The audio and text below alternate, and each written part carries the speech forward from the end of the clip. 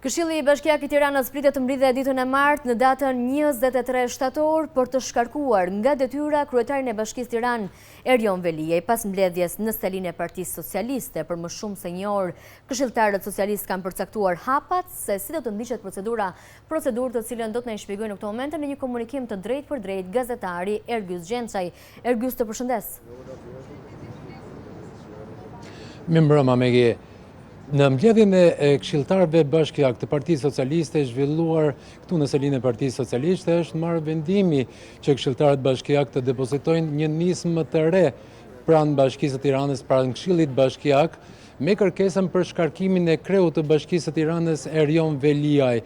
Argumenti ligjor të cilin do të përdorin këshilltarët bashkiak socialist në këtë kërkesë të tyre do të jetë çfarë sanksionohet në ligjin për vetëqeverisjen vendore.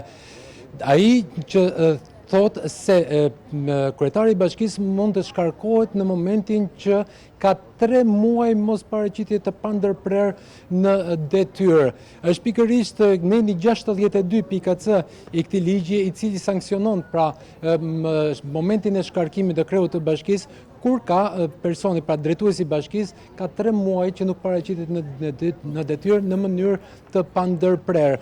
Kërkesa e cila u shqyrtua në mbledhjen e këshilltarëve socialistë është firmosur nga të gjithë, burimet thonë se është firmosur nga të gjithë këshilltarët dhe do të depozitohet në Këshillin Bashkiak të Tiranës. Mbledhja pritet të zhvillohet ditën e martë, më datë 23 shtator, pra mbledhja e Këshillit Bashkiak, në të cilin do të merret në shqyrtim dhe kjo kërkesë e Partisë Socialiste.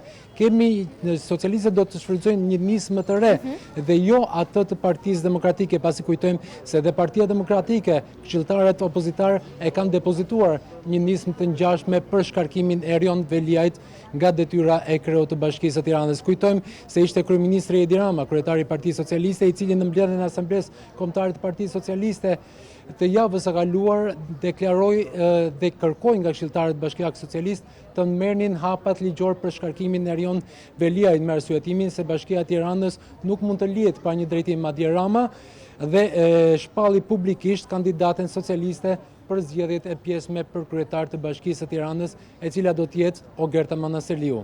E qartë, faleminderit Ergjus për detajet deri në këtë moment. Faleminderit ju.